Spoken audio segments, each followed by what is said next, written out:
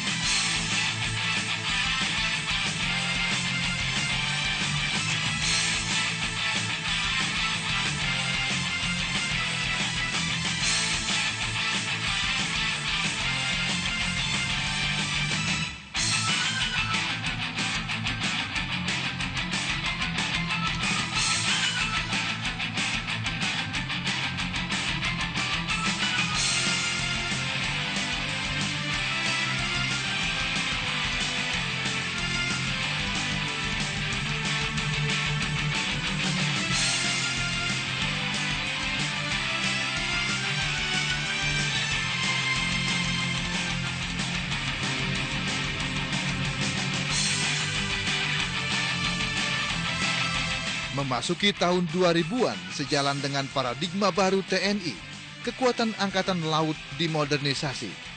TNI Angkatan Laut memesan 4 kapal perang jenis korvet generasi terbaru dari galangan Royal Scale Belanda.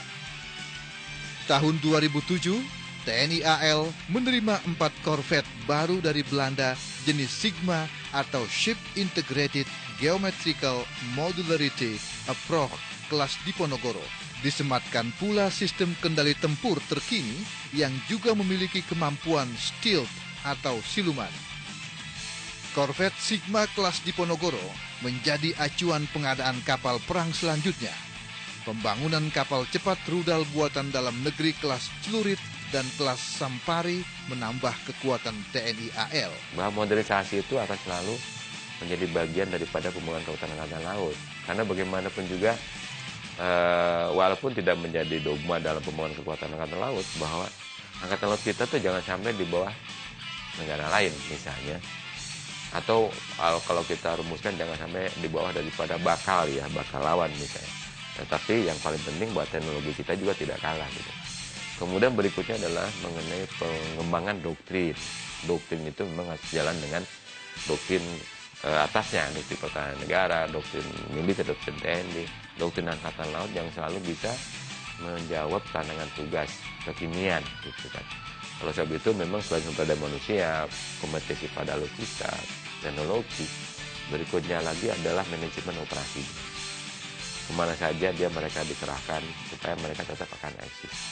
Dan TNI Angkatan Laut masih tetap memberikan komitmen untuk melaksanakan amanah dari Undang-Undang Dasar 45, yaitu serta dalam penjagaan perdamaian dunia. Kita masih mengirim unsur di NTF di Lebanon, kemudian juga kita masih melaksanakan kegiatan dalam rangka membangun kerjasama regional, latihan-latihan di negara angkatan laut lainnya kita laksanakan.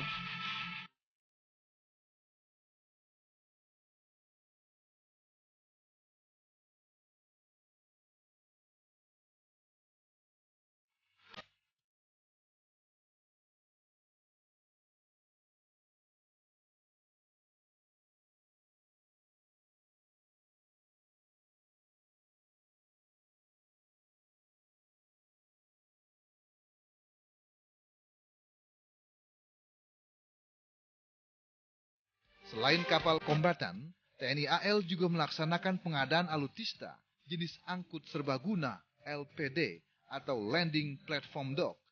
Pengadaan proses alih teknologi PT PAL dan Korea Selatan dan diluncurkanlah kapal LPD kelas Banjarmasin pada tahun 2007 dan 2013. Seiring dengan hadirnya main battle tank TNI Angkatan Darat Leopard, TNI AL menyiapkan kapal LST Luk Bintuni 520 sebagai pengangkutnya. Kekuatan tempur terintegrasi dalam SSAT atau Sistem Senjata Armada Terpadu terus dibenahi. 3 frigate jenis multi-role light frigate kelas Bung To dari Inggris, 3 kapal selam kelas Cheng Bogo dari Korea Selatan, tank amfibi BMP 3F, BTR-80A dan BTR-4 dari Rusia, helikopter anti kapal selam AS-565 buatan Eurocopter Prancis, serta pesawat latih terbaru Bonanza G-36 buatan Amerika dihadirkan. Tak ketinggalan juga 2 kapal survei generasi terakhir kelas Rigel buatan Prancis dihadirkan guna mendukung SSAT. Yang kita perlukan diberikan kepada para prajurit adalah wawasan. Baik itu wawasan kemampuan yang bersifat akademik dan juga adalah kompetensi profesi militer. Ini dua-duanya harus jalan bareng karena saya mendapatkan suatu semacam adagium bahwa banyak persoalan militer itu tidak bisa hanya diselesaikan dengan ilmu militer. Oleh sebab itu para prajurit Angkatan Laut harus juga mendapatkan pengetahuan akademik yang cukup sehingga kemudian dia kembangkan menjadi bagian dari perilaku mereka dalam kehidupan di militernya. Sehingga saya membuka perkembangan baru dalam lingkungan pendidikan dan Angkatan Laut untuk mereka ini mendapatkan kemampuan akademik yang cukup, misalnya masuk perguruan tinggi atau kita